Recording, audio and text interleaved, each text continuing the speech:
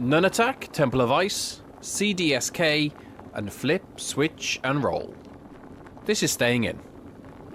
Welcome back, Peter. Hello. You're alive. Yes, it's me. His voice has returned. Everything's returned. It's all come back. Thank goodness, honestly, at this point. God, I felt awful. This cold that's going around. What you had was not a cold. You messaged us saying, lads, for the first time in a week, I've got out of bed and had a shower. That is not a cold. A cold is 2 to 3 days max. And you can get out of bed and function like a normal being. Yeah. If you have to burn where you were sleeping. And Yeah. I did. So yeah, it wasn't great. I've basically been ill for like 2.5 weeks, and yeah, I did lose my voice. I lost my voice entirely. So that was good. What did you miss most about your voice? I mean, the listeners missed out. Massively. Oh well, yeah, indubitably. I think the thing that I missed out most on, it's going to sound very soppy, is that Alex would say, "Do you want this thing?" And I would go, and I would just have to nod. Yeah, and I would just like nod, and then I'd usually like try and make conversation. Right? I'd usually say, "How's your day gone?" Or like, "Oh, thanks so much. I really like this," or whatever it was. And instead, I'd just have to go, "Mm-hmm." It was deeply, deeply infuriating. I thought you were going to say you were going to be like Andrew Lincoln in Love Actually. Yes. Oh, he doesn't get that reference. No. I had a geography teacher who... What? Where is this going? Yeah. At school who'd lost their voice, but rather than taking a day off sick, she gave the class, but the school gave her a whistle. Okay. To teach geography. Right. It was chaos. It was absolute chaos. Was it at least a slide whistle so she could have done topography? Not at all, no, Sam. Like a classic referee's whistle with like the little P in it. What kind of like geographic lesson plans do you think could be accomplished with just a whistle? Like outside of like teaching the continents, like you could point at Europe and blow a whistle. The best thing you can do is you can go and get the television that's trapped inside that frame on wheels that every school has. Like Hannibal Lecter. Yeah, and then wheel it into the classroom, put in a VHS, and treat it as if this is some sort of special occasion, and not even really make reference to the fact that you've lost your voice, just to demonstrate a level of control. Okay, here you go. Here's a scenario. Pete, you're going to be rubbish at this, but I'm hoping Dan and Kris will fill the void. You're teaching a geography lesson. Yep. You've lost your voice. You've got access somehow to a whole load of DVDs, and you've got to pick one film that's geography-based, and you can probably get away with it, but it's slightly educational. I mean, I'm assuming we're not going to just have like My Planet type thing. But no. It's got to be a fictional movie. A movie, okay. Yeah. I've got an example, Sam. This actually came up. My geology teacher, Doc Rock, which is what we called him, he showed us the classic film, The Core. Okay. Isn't that when they... No. What's the one where they tried to drill to the other side of the Earth? Is that The Core? Yeah, they go to the centre, basically, to kickstart the planet. And he used it as an educational exercise to prove how it was wrong. So he talked throughout. Oh, well, that's a nuisance. Explaining why it was wrong. So I would have gone with something kind of a bit simpler in terms of like an Indiana Jones, which is both globetrotting and has a map. I was thinking Dante's Peak, but That is a good film. That is a classic film of that era of the early kind of late 90s, early 2000s kind of disaster movie, but in a Western populous area like Volcano, for example. And you'd always get two movies for one. So you got Dante's Peak, Volcano. You got Armageddon and Deep Impact. Deep Impact. Yeah. You had the one that was like a flood in a subway or something like that. With Sylvester Stallone. Yeah. Oh, Daylight. Yes. And then there was Heavy Rain. Hard Rain. With Hard Rain, that's it. not the Quantum Dream murder mystery. But I think instead of giving Miss Hilling a whistle, they should have just given her a drum pad. Or, I don't know, like a notepad and paper and pen. Like something that can easily communicate. Or the day off. Or the day off, Pete. No. Yes. That is the real elephant in the room here.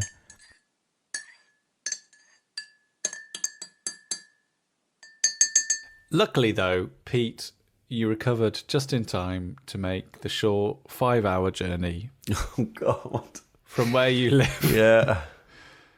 to AireCon. Yes. But that's where we were. It's where we were, 5 hours away from Bristol. So that's in Harrogate. They're doing a second one soon, aren't they? They're doing 2 a year at some point soon. So now since last year, I think there is now AireCon Northwest as well as AireCon Prime, and so AireCon Northwest is in Manchester, in the exhibition space there, which used to be a train station, I think. Cool. Or something like that. Cool. And I haven't been to that one yet, but I'm going to try and go this year, I think it was in December last year, but they may have moved it up until the summer. Interesting. Which makes sense. So the three of us, sans Dan, all met up for We did. a weekend of board game fun, and it was lovely. It continues to be my favourite atmosphere of any of the conventions. As we talked about before, it's not as retail-y as UK Games Expo, which, if that's what you're after, like UKGE just blows it out of the water.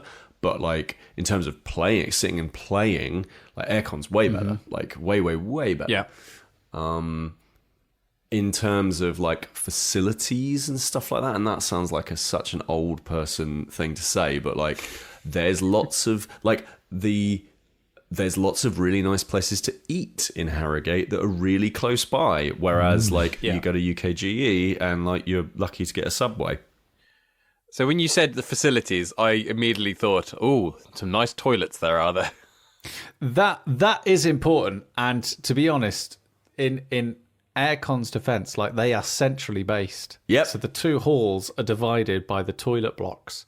So it's prime location. It's a prime there. location, and honestly, I would say that I've had less nasty incidents in the AireCon bathrooms than I have at many a video game convention, or even UKGE, I would say. Well, I don't know how much that's got to do with the toilet as it is your bowels. Well, no. I don't mean. Well, okay. I shouldn't say me having those incidents, but me perhaps bearing witness to the after effects of those incidents. So they're routinely cleaned, and you know the other good things as well. Like the hall remains open until 10, 11 o'clock at night, which means that you can stay and play games in the evening. Oh no, It stays open till 1:30 in the morning. Wow. Okay. Yep. There you go. 10. So the reason I must have thought it was 10 or 11 o'clock is because that's when my bedtime is, and I like to go home by that point. Puts his little hat on. Yep. So and that's really good, because basically it means that they keep open a little tuck shop, and they have a little beer shop as well where you can go and get drinks and bits and pieces, and it means you can just stay in playing games with pals, with strangers, playing new games, playing old games. It's great. Like it's really, really wonderful. I thought that this year felt different to me from last year. Yep. And I think that I just didn't want to spend as much time in the hall and in the retail space. I mean, we did, and I'm only referring it to the retail space for kind of a bit of ease of translation of what that means. But obviously, it's full of like loads of like indie games and indie independent publishers and companies who are all doing something board game adjacent. Of course, we spent time in there. And we spoke to lots of lovely people, of which I'll name a few in a bit. But I felt the more of the urge this year to actually sit down and play. Yeah. And I don't know whether it's just because we didn't do that so much last year, but this year it really felt like they put those players first and they really care about meeting the needs of those people who are playing games. So last year I didn't really notice this. So whether it's a new thing or whether it just passed us by, but you're right. As we were playing, someone came around with a little mobile tuck shop, which was selling crisps and chocolates and some beers and some drinks. And as we were playing on one night, a nice gentleman came up to us and told us very, very politely that the bar is going to be closing soon. If we'd like another drink, and now is the time to go and get some. And I thought that was, things like that are really easy and really simple. So therefore, they're always often the things that get overlooked or not done. Yep. But they're the things that made me feel really welcome in the space and welcome to play games. And it wasn't like I was there as a nuisance and there was someone just looking at their watch going, I can't wait until these bozos are out so I can get in here and clean. Let's not muck around. Like, so much of modern society now is how can we extract money from you as quickly as possible? And you sitting there and, you could have bought your own drinks and snacks and all that sort of stuff. You sitting there and playing games is not earning necessarily the money for the convention center, right? But they just go, here we go. This is a space for you. I think there are a couple of other reasons that I think we spent less time in the retail space. It wasn't quite as there weren't as many big names there this year. So, for example, I think Zatu had a stand last year, and I think Cosmos had a stand last year, and I think there were a couple of other stands last year that were a little bigger. And though they didn't seem to have those this year, there were a couple of big companies. Let's not muck around. There still were a couple of bigger companies. So, for example, they were showing off a bunch of Star Wars games. Ravensburger was there with Lorcana. Hachette was there as well. So there were definitely stands, and there was definitely big stuff. I would say there was a bit more of a focus on more independent stuff, which I think is absolutely fine. And I'm really interested to see what happens next year. Like, I really want to know what happens. Like, do they get bigger stands in again? Do they double down on the indie stuff? Do they, how do they treat it? Do they expand the retail space out a little bit? Like, that'd be really interesting to see as well. So. Because how it's grown since we started going to now is a really interesting thing to track. And I think it's one of those things, like we got speaking to someone who was quite in on basically how AireCon is kind of tracking in terms of its popularity. And they were saying that it's tracking the same as like UK Games Expo was/is, which is really interesting. But I think that some of that is really trying to find out what works and what is actually beneficial for the people who are attending and what people get out of it. And I think ultimately you can have the big companies there like Zatu, and you can have people like Cosmos. And I think actually what Cosmos did this year was probably quite typical of what something like AireCon will eventually be, where Cosmos didn't have a stand, and that's because they just had a big bag of their games and they're just wandering around the playing floor with one of the big lightsabers that said, come and play with us.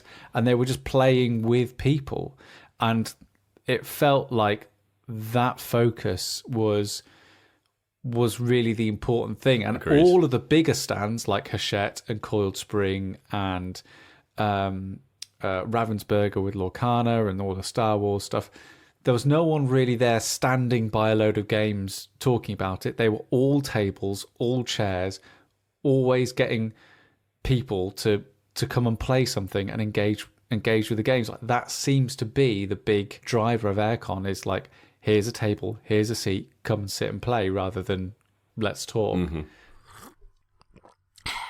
Which probably leads me to the one of the standout games that I played at AireCon. Let's not beat around the bush. I think this is certainly one of my highlights. So much so that I managed to blag us a copy for the podcast for us to review. Nice. And I've been playing it pretty much not every day since I came back, but quite a lot, because as you'll see, it's just one of these games that I love to keep around and really like pester my wife by asking her trivia and getting her to ask me trivia, as well as playing it with my family. Sam, I'm sleeping. Oh. Just one more. The minute me and Kris walked on the show floor, we got shown to this game called CDSK. Here it is. Here's the box for everyone on camera. Wow. And I'm now going to set up the game. He has opened the box. There you go. I've set up the game. Wow. That's it. I have set up the game. So how CDSK works, and we're going to play a little bit, the three of you, is there's 4 categories of questions, basically. CDSK. There's curious, delightful, seasoned, and knowledge. Okay. And the inside the gaming lid, which is where you play the game, is like a little track, like a little like race track that you go around, and it's the first player basically to get to the end, they win. Cool. How you move up the track is by answering questions, and this is the brilliant twist, and this is where I feel like they've stumbled across something which is so simple in its design that I'm kind of nervy about saying that they've like revolutionized trivia games, because it seems like, why has no one thought of this before? And it just seems like a way of tackling trivia, and specifically family trivia games, that is just it just really makes it so much more simpler and engaging. Can I just ask, before we kind of get into kind of the bones of this, like, and this may be part of the bones that you're going to discuss, but always the issue I have with trivia games is a lot of the time they make me feel stupid for not knowing kind of the answers. That's why I love certain games where they're not necessarily trivia games, but something like a Boulder Dash, something like that, where the idea is that you don't know the answer. No one's going to know the answer. So you make up ones that are going to sound right. But there is obviously an answer there. So, like, does this suffer from the element of, like, are there hard questions that kind of are going to make me like, oh, I'm not very smart? There are hard questions that will make you feel that you're not very smart, but that is all of your own making, as I will now reveal. So, okay, here we go. Usually in the game, there's about like 30 or 40 or so spaces, but we're just going to play to the first to get to 10 points, okay? All you got to do is get to 10 points. Mm-hmm. Bring it on. So, because Dan wasn't at AireCon, Dan's going to go first, and you all start with a C question, which is curious. So, Dan, on a scale of 1 to 10, how well do you know mythical creatures? Oh. Now, this is how the game works. So I've got 10 questions on this card. The number 1 question, super duper easy. The number 10 question, incredibly difficult. But if you get the 10 question right, you move up 10 spaces on the board. But if you just get a question 1 right, you just move up 1 space. I don't know them very well. So from the scale of 1 to 10, how well do you know mythical creatures? So you could just play it safe, go for a 1 or a 2, maybe gamble on a 4 or a 5, maybe. I'm gonna gamble, and I think this is a gamble for me, and I think I'm gonna kind of be hoisted by my own petard. But I'm gonna go with 4, and that's me gambling. Okay, here we go. Number 4. Yeah, to go 4 spaces up the board. Gotcha. Is a beast that is half man and half bull called a centaur, a hardcore, a minotaur, or a Benicio del Toro? That's a minotaur. It is a minotaur. 4 points for you, Dan. Well done. Yes. So you go 4 up the track. Right. So now we go to Kris, who also gets a C card. So on a scale of 1 to 10, how well do you know emblematic animals? Emblematic animals. Let's go with a 5. Name the animal emblem of Russia. It's a bear. Any particular type of bear? A Russian bear. Russian bear? Winnie the Pooh. It's a bear. It's a brown bear. Sorry, Chris. What do you mean? Okay, right, so that means Chris goes boop, boop, boop, boop, boop. 5 points to Dan's 4. Right, Peter, on a scale of 1 to 10, how well do you know yawning?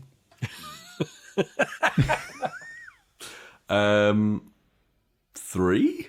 Okay, on average, how many times a day does a person yawn? 1 to 4, 5 to 10, or 11 to 15? 5 to 10? Correct, you got 3 points. So Wow. Peter's there on 3, Dan's on 4, and Chris is on 5. This is very clever. So now, Dan, you're on an S space. So you get this card. So on a scale of 1 to 10, Dan, how well do you know cocktails? Ooh, I have been looking at cocktails recently. So S is seasoned, which means grown-up stuff, school of life, proper Trivial Pursuit. I mean, I might take a risk on this, and I might go for it. Go on then. And I might go for a 6. You're going to go for a 6, so you're going to go for the win. Godspeed, Daniel. Okay. What is the name of the cocktail inspired by a caipirinha, where the cachaça is replaced with vodka? Is it a mojito? No, it's a caipirosca. I went for it. You went for it. So Dan's still there on 4 points. Chris, you went 5 points. That means you get another curious, very precise, or bizarre subjects. So on a scale of 1 to 10, Chris, how well do you know Big Ben? And by that I mean The building. It's not Sam's mate down the pub. Yeah. Yeah. Well, Big Ben is the name of the bell. We all know that. Yeah. It's not a mate. Yeah, thanks for clearing that up. I will go with a 2. A 2. Is Big Ben located in Paris, Moscow, or London? Oh my God. Right, I really undersold that, didn't I? I would go with I'll go with London, please. Okay, correct. 2 points. You're up to 7 now. Playing it safe. Very good. That's what they say about me. So, Pete, you're still on 3 points, which means you get a knowledge card. Science, nature, history, or geography. On a scale of 1 to 10, Pete, how well do you know famous explorers? Maybe a 4? In what year did Captain Cook become the first European to discover Australia? Give or take 30 years. Oh, okay. Okay. Australia. All right. When did we? Okay. 1770. That is absolutely 100% the exact year. Is it? Oh, can he get an extra point for that, Sam? Yeah, of course he can, yeah. So we'll get him 5 points for that. Oh. Well done. So that means you're on 8 points now. Okay. I'm very impressed, Gungadin. Thank you. Daniel's still on 4, so I'll go to you next. You're on an S question. Dan, on a scale of 1 to 10, how well do you know UK currency? Are you going to go for the win? Oh, of course, 6. Okay. When placed in the correct arrangement, what do the 1p, 2p, 5p, 10p, 20p, and 50p coins depict? The coat of arms. Of The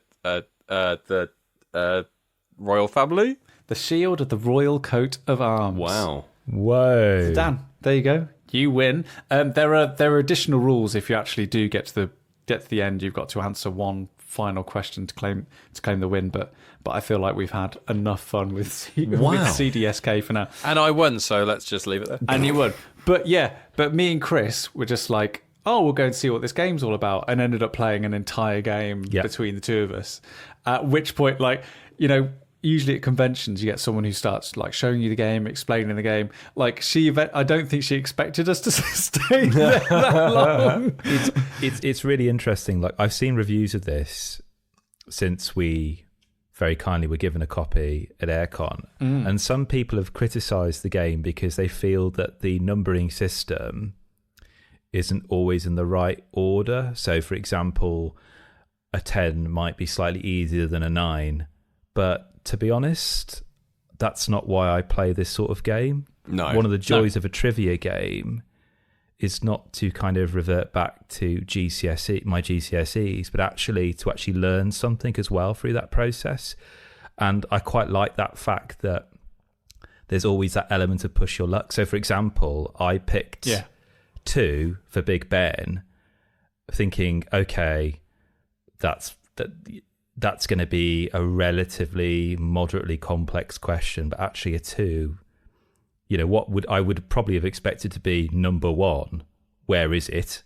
Actually was question 2, so I don't know what number 1 would have been. So I quite like that fact that you can't game this game. Spell Ben. No. Yeah, well, I think the first question was something like, is Big Ben the name of the biggest restaurant in the UK? Yeah, I mean, for me, it does 2 things. Firstly, I think it really tackles the trivia problem of making people feel like they're silly or stupid, but still providing a trivia experience, so not swerving it altogether like Wits and Wagers or like Boulder Dash or something like Snakes, the big potato trivia based game they released a few years ago. I think it really solves that, and also I think it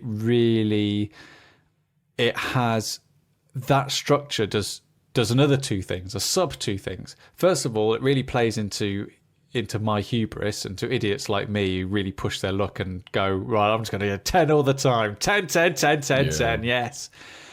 But it also provides a really great catch-up mechanic. Yeah. That if, like, you are just 5 points away from the win and someone's going to go for it, it really gives you right, I'm just going to go for 6 then. I'm just going to go for 6. And if there's a topic that comes up and you feel really confident, you can really get ahead of steam. And there are other things in the game which are other great catch-up mechanics. So some of the spaces have little tickets on them, and they'll be and they're purposely made and designed to be ways of being able to catch up. So it'll ask you a question like, name as many yellow-coloured animated characters that aren't the Simpsons. That's great. And so you could name like 10 or 15 or whatever and catch up through that way. So it really does take a lot of time, and there's a lot of effort gone into this game to provide a genuine trivial experience that isn't trivial.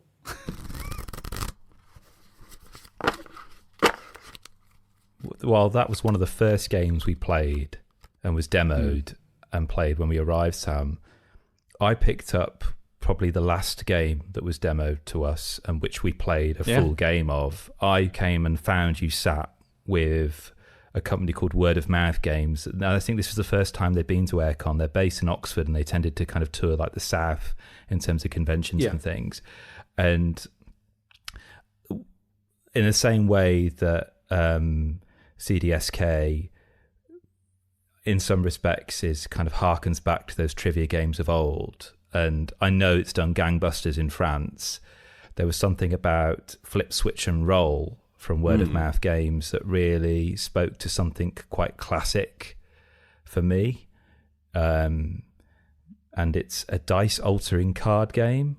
It's not going to set the world on fire. I don't think it wants to do that either, but it's a very tight and fun 20-minute game in which you are playing quick, quiet, and a bit mean, I would say. Yeah. So there's a central pile in the centre of the table, and the game continues until you've exhausted that pile, and it's made up of numbers between 2 to 18, and you get a number at the beginning from the pile, and the way you get rid of that number, bank it and score it, is by ensuring that the 3 dice, which are 6-sided in the centre of the table, match the number that you have on your card.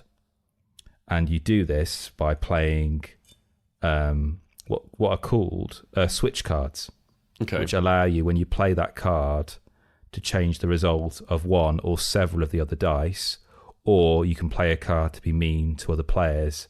So, for example, the 3 dice are rolled in the centre of the table. I can play a card to flip 2 dice, or I can play as many cards as I want in my go, change 2 dice to the same number, or I can block a player's switch card they've just played, or force 2 players to swap number cards. And it's that lovely little elegant system of just working with these dice to try and find the right combination of cards to play to ensure the dice are flipped and switched in a manner that just speak to the number you've got in front of them. And a few weeks ago, we spoke about a game that Sam got called Shifting Stones. And one of the things I like about that game And I love these sorts of games where you don't switch off just because it's not your go. So, for example, if by chance Sam flipped the dice or rolled the dice and it happened to be the sum total would be the number on my card, I can score it. So you're conscious of that as well, that you don't want to, on the way to your goal, end up helping somebody else score around the table. And that's it. Yeah. It's abstract. There are no frills. And I was just thinking this is going to be a great game to play with my family. So it was a slam dunk purchase for me. Yeah. And what's great, and it kind of typifies the convention experience, the guy who designed it was there. Yep. Dexter Churches, yes. And I was able to ask him, like, so how did he come up with this game? Like, where did the idea come from? And he was like, well, a few years ago, I came across the fact that opposite sides of the dice always add up to 7, and he never realized that before. So basically that was like the starting point of the, like, that was the genesis of the game. The fact that he designed, a prototype where you just roll dice and then you'd have a card which allowed you to flip certain dice to score a number.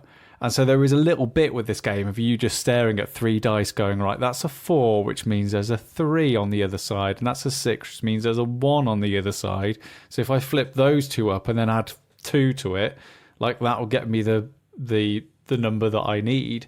And it is like it is one of those games that you can see, and by talking to the person who designed it, like, I can really understand about, I can see, like, I really got that through playing it, how much that little traditional way that Dice Face are orientated inspired this whole game. It was lovely. Does it not lose anything for... Because obviously I wasn't around for this bit because it was right at the very end. Does it not lose anything in the fact that, like, you mentioned abstract, that tends not to be my favourite kind of stuff. Like, does it not lose anything by not having that, or does it benefit from it? I at the moment, and you guys know this from me being at AireCon with you, like, at the moment I've just got I don't know what it is. Most of the new games that I've been playing, and most of the games that I really want to play at the moment, are abstract card-based games, like Dutch Blitz, like Sky-Yo, what else do we play? Sea Salt and Paper, and Trio, which is a game that I bought at the convention centre, and Flip, Switch and Roll. And I think there was just something... I think there's something freeing sometimes about playing a game that doesn't really have a theme, or doesn't really lean into a theme, or have to present a narrative, or do anything, because I feel like within that space, within that vacuum, you kind of leave breath for not necessarily stories to evolve, or narratives, but like it's more like myths and legends. So like when we played like Sky-Yo, like we just had this incredible game, which was just hilarious, because the same things just kept on happening over and over again. Pete, you ended up like being able to like destroy rows quite often, and I was always getting lumped with like lots and lots of high cards, and just through how the game presented itself, like it just started developing this like myth around it, that like for some reason all these things were just happening to the same players, and I just love that. And Dutch Blitz is the same, where you play it, and because there's no theme, there's no narrative, it just feels almost, this is going to sound a bit hyperbolic, but it almost makes those games feel kind of like mystical and timeless. Yeah. And I just love the fact that they're often quite portable, and there's minimal overhead in terms of rules and getting to the table, and they're just, I just think they're just really great. Yeah. I think because I don't play like games, like as many games as you guys do, but kind of any time like people come around, if we're going to play some games and stuff, one of the games I always try and bring out, because it's kind of, because it's got a bit of like a palate cleanser, kind of ease in, is something like Suro, which is very abstract. Yeah. It's just moving along a line on a map. There's nothing else to it, but it's wonderful and it's beautiful and it's simple and it's calm and it's there is an ease of access to something when it's abstract, I think, because you're not having to think. Yeah. You're not like, okay, so you are an assassin, okay? You are in Renaissance France, and you have to kill blah, blah, blah. So none of that. It's just like, okay, you have to go along this line and stay on the board. And I think sometimes when you have that, that abstract nature of it, depends on the type of game. As I say, I don't know how well it works in like a longer game, but in those short bursts, especially like something between courses in your gaming banquet, those kind of just dropping them in there, it's absolutely like a little palate cleanser that just kind of just engages your brain enough. And obviously certain things, something like Dutch Blitz obviously has that abstract stuff and is more kind of like frenetic than something like Soto, which is very slow and calming and kind of gentle. But absolutely, I think that's where they kind of really sing those more abstract ideas.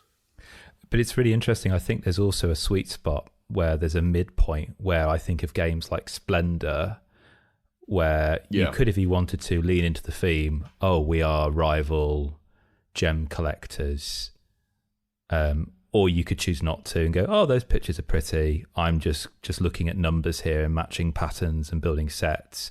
And I think one that is similar to that, in my view, that kind of sweet spot where you can lean into the theme or not lean into the theme, is Nunatak, which is a game we played, which is not, it's set to launch at the UK Board Game Expo, but we played a copy of it that had been lovingly and recently translated just to kind of for demo usage there, where we're kind of building essentially a Nunatak, but equally also we're competing with each other.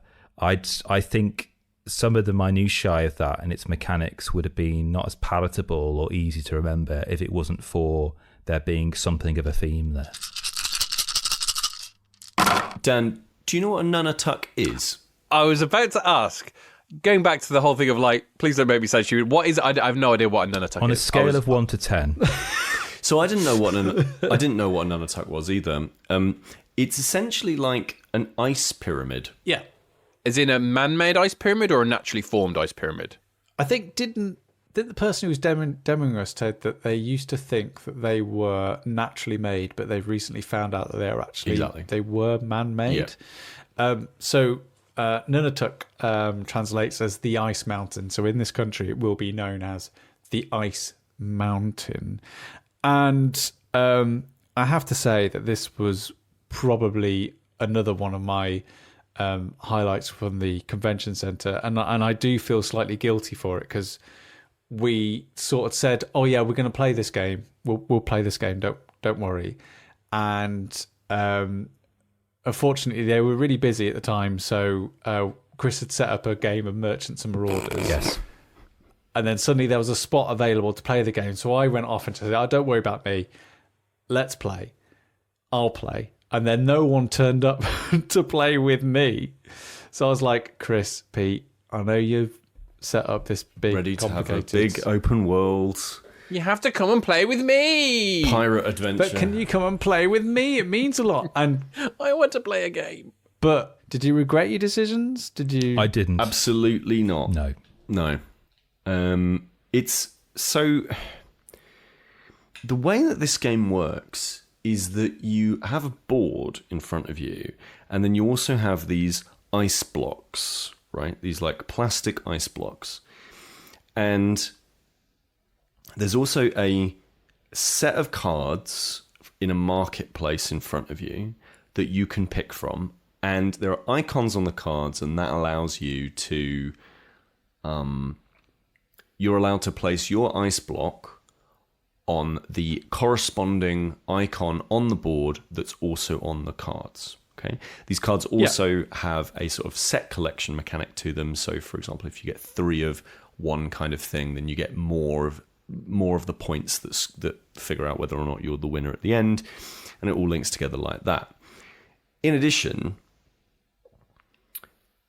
once you have placed a block down, once you create a row of them or a square of them on this board, and there are little spaces where you have to put this block into each of these blocks into, you score based on lines and squares, these complete squares. And when you complete a square, you also take another piece of cardboard from a pile and you place that on top of the 4 ice cubes.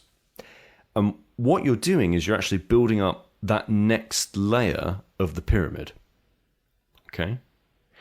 Then, over the course of the game, you actually continue to build and build and build and build. And the pyramid will grow up to a point. There's a fun little hut that you put on the top of it at the end of it, which is quite nice, like almost like a little hat.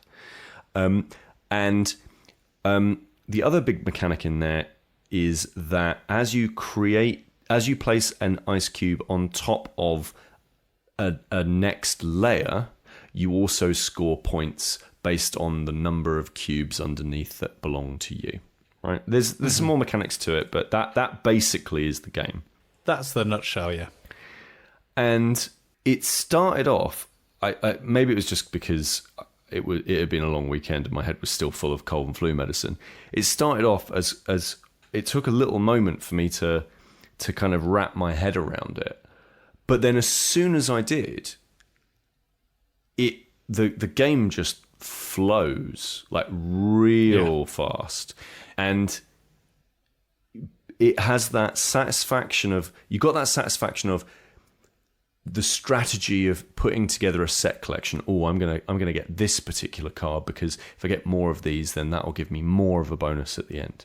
It's got the satisfaction of things like Connect 4, whereby you're trying to figure out these rows, these squares, and there's actually some strategic nuance that can go on there as well, whereby you can wait for your opponents to place their cubes in certain places, and then you just put one right in the middle, and oh my goodness, you've scored all of these different things and gotten loads and loads of points.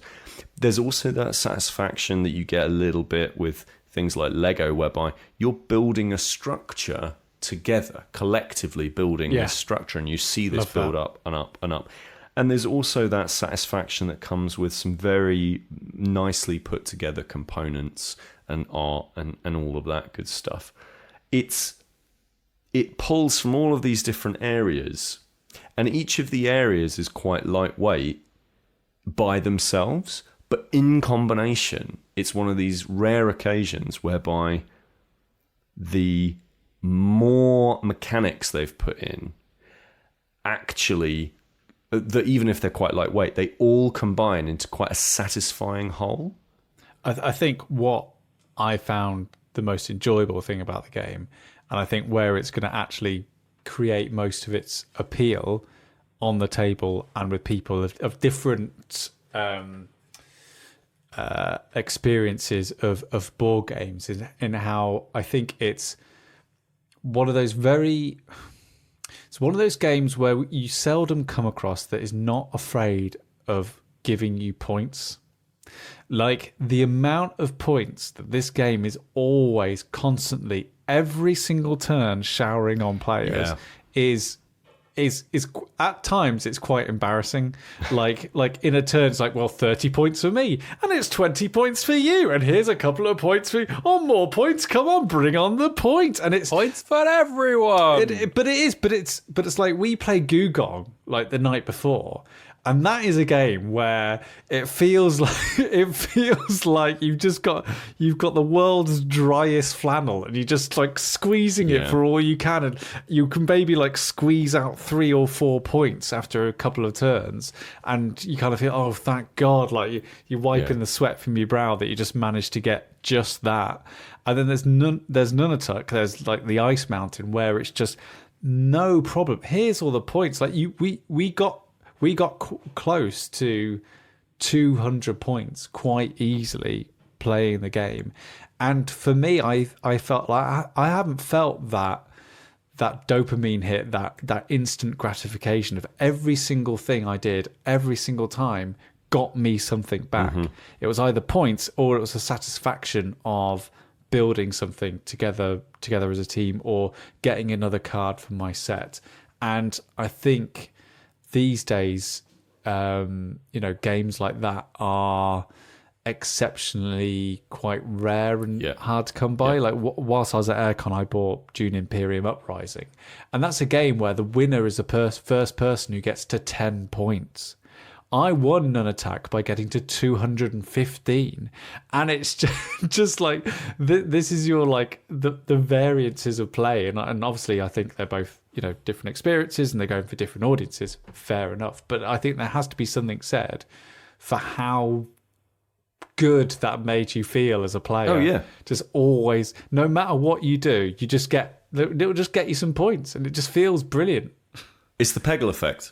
Yes. Absolutely. It's the Peggle effect. It's that thing of well done, well done, well done, well done, and like your mobile games have been doing it for years and years and years. And actually, it's a cheap thrill. It's an easy thrill to put into somebody. It's not that slow burning thrill of I'm going to spend the next 5 hours playing this game and maybe I'll get 4 points out of it, right? But that isn't. But that's okay. Because not every meal needs to be a Michelin star. Sometimes what you want is a Happy Meal. But a question I want to ask is that you were saying this, Sam, actually, when we were in the car journey coming back. I don't think we had a single bad play experience at AireCon. No. And I was wondering if that is just by chance, whether it was just after over a decade of playing games, we have a good intuition and being able to work out which ones are going to land with us or not, or whether it's just the novelty of playing a game at a convention. And you said, Pete, a Michelin star meal. I don't think I could eat a Michelin star meal every day. Having it once, there's a treat, there's an enjoyment, there's a novelty factor. It's a once in a lifetime experience. It's incredible. Now, it makes me wonder if there are games that we played at AireCon that were in that moment, they were perfect. It was a perfect storm. The planets aligned. There was a lull in the AireCon, or whether actually these games actually have gears. And how do you tell that difference? That actually kind of plays into something that kind of I was thinking about, because I've been to some kind of conventions, but not obviously as many as you guys.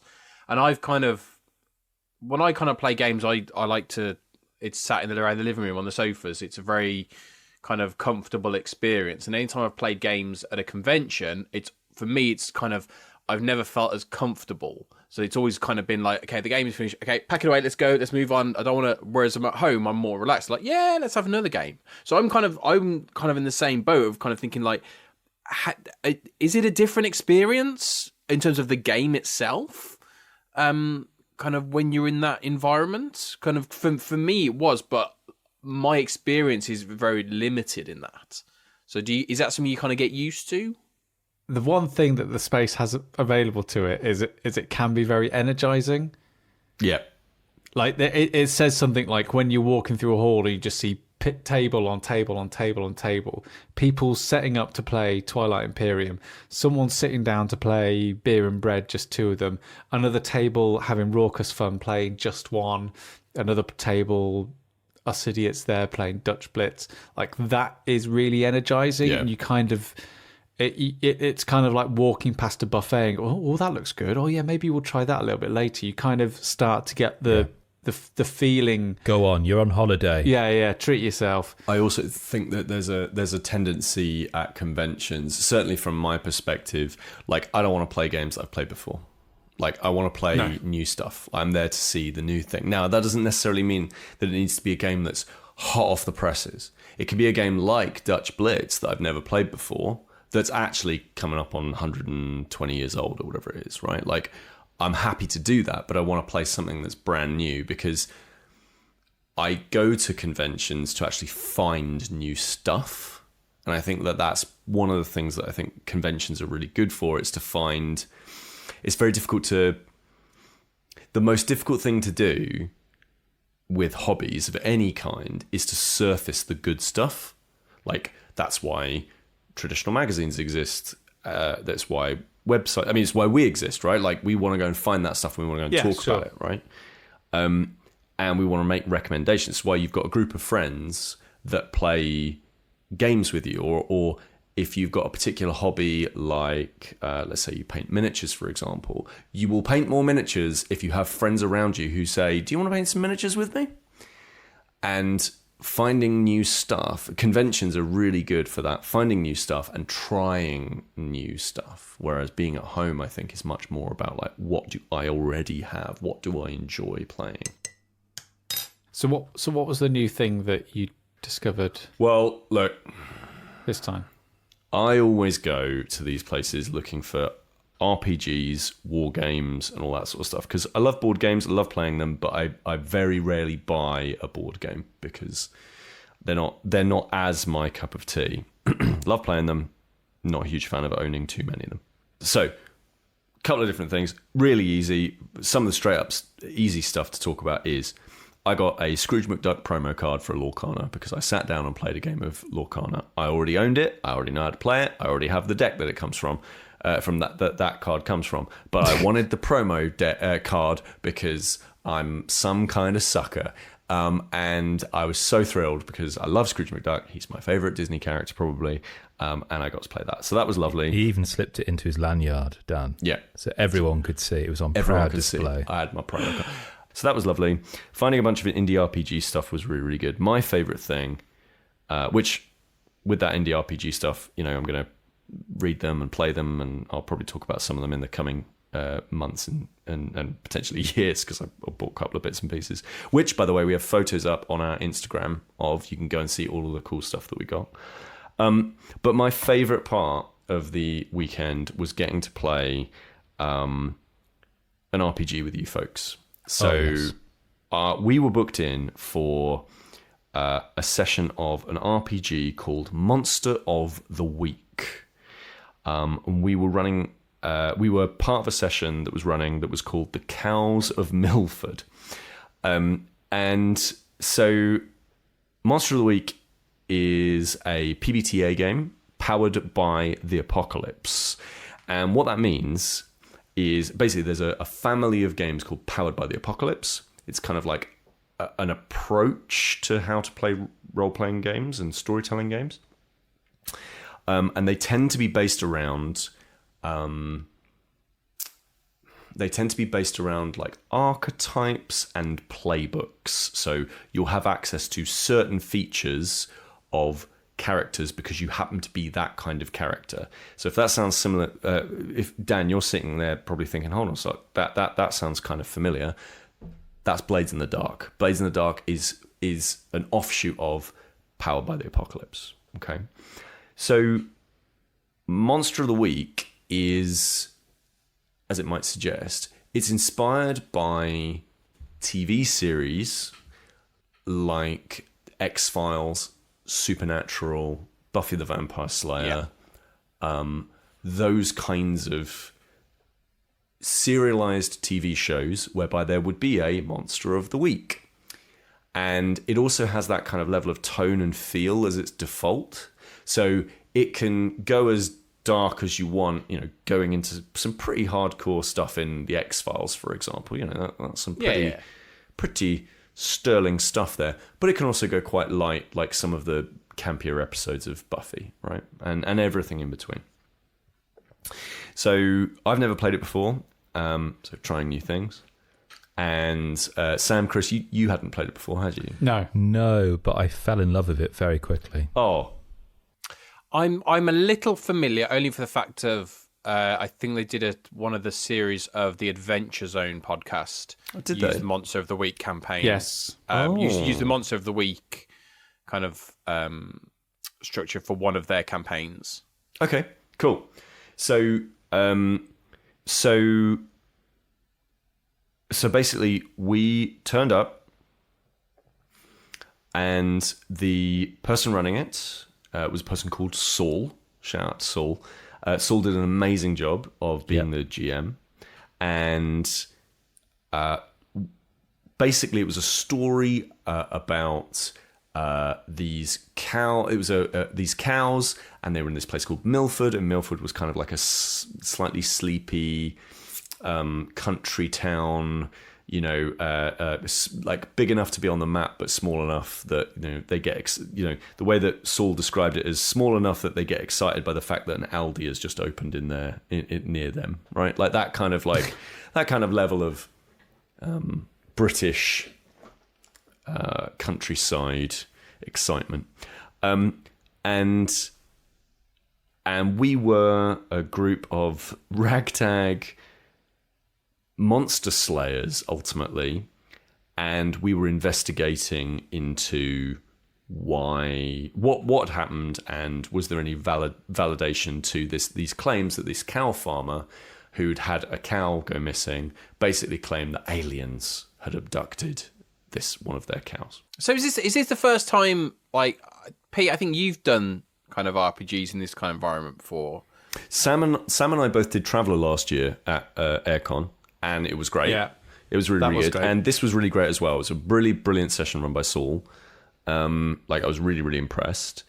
And mechanically, the game is really easy to understand. So the difficult thing about RPGs quite often is that they do sometimes have quite a high barrier to entry in terms of like learning the rules, right? And it was taught to us within 5-10 minutes. Everything is really, really super straightforward. You essentially have a target number that you need to be able to beat. You roll 2 dice. There's a modifier that goes on top of that. So you might be +1 in toughness, and therefore you can add 1 to that score, and you need to hit a certain threshold of success. And like other games in the Powered by the Apocalypse oeuvre, you don't just fail at things, you fail forward. So you will succeed at a cost, like in Blades in the Dark, for example. So you'll get what it is that you want, but you might take some sort of complication. So combat's a really good example of this, whereby, yes, you've got a shotgun, yes, you've just blasted something, but they might take a swipe at you as you let loose, right? So that's the complication. There are a couple of important rules to remember in Monster of the Week. The first is that you actually take experience whenever you fail at doing something. So if you roll low, you actually get experience, and you mark that on, and then you'll improve over time. One of the other big ones, one of the other really important things about Monster of the Week is that it follows that TV show format of you can't beat the monster until you know how to kill it. You're resolving the mystery. And that is the point in which you are able to vanquish it. It's really, really lovely because it doesn't matter how heavy your weapon is, you've still got to be deductive. Yep. So, for example, we had some players around the table who hadn't come to this RPG with any interest in kind of violence or bloodshed. For them, what interested them was the social dimension. Yep. Talking to Terry the farmer, for example, puzzling out what happened here, where this creature went, trying to understand its behavior and its motivation, rather than just, oh my word, there's something weird there, let's kill it. Yep. And so the game itself is written by a creator called Michael Sands. It's published by Evil Hat Productions, who you might recognize that name from games like Fate, which is probably one of the biggest ones that they put out. And I was so impressed with this after 3 or 4 hours of play. I was so impressed with how that session went, how much fun I'd had. I went and bought a copy. I went and bought a copy on the show floor. I'm a huge fan of sessions that can be completed satisfactorily in one shot.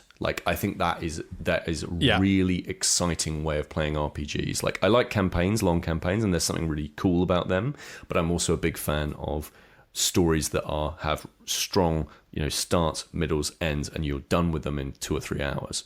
And Monster of the Week basically seems to be built for that. Yes, you can campaign in it, but basically a huge part of the fun is running these characters as if you stole them and putting them through perilous situations to uncover the mystery of that week. I was absolutely blown away. Yeah, it was wonderful, and getting it to do it with my pals was just brilliant.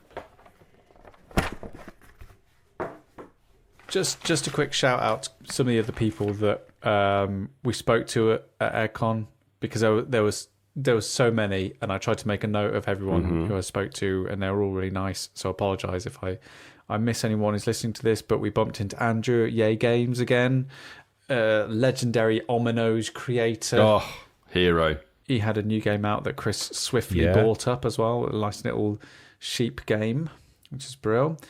Beyond Cataclysm, which was an RPG seller and outfit, which I'm definitely going to keep an eye on in future. Loved their store. Yeah, I was able to buy a copy of Eat the Reich, which is a Grant Howitt book. Oh, so excited! Which about I'm this. going to run as a one shot for us guys when we finished Blades in the Dark, which sounds great. There was like Rogue Artist Creations, SC Games. Me and Pete played one of their games. Sea Light Studios as well. I think you got a book from Sea Light Studios. So absolutely fantastic and marvelous weekend it was. If there was one course you'd like to learn in your hotel room, if there's a course that you could actually do in 10 minutes before you go down and meet your friend in the foyer of the hotel room, what would work? I mean, a proper course, not nothing half-baked, one that has a certificate and everything. One that has a certificate. I'm thinking a course on how to make the most nutritious hotel room-based meal. I'm thinking spaghetti in the kettle. I'm thinking tomato sauce in the kettle. Everything in the kettle. I'm thinking boiling sausages in the kettle. There you go. You got a bolognese. Sam, that's not how cooking works. Some sort of crash course on how to use a very small iron to get wrinkles out of a shirt. With a certificate. Pete, do you remember when you went for a phase of it didn't matter for you unless you got a certificate? You say phase. Okay. I mean, it's still going. Yeah, you forget that Pete wants to go on holiday so he can get his scuba diving certificate. Oh, you're so lucky you're going to Australia. What made you decide to go there? Well, I was literally today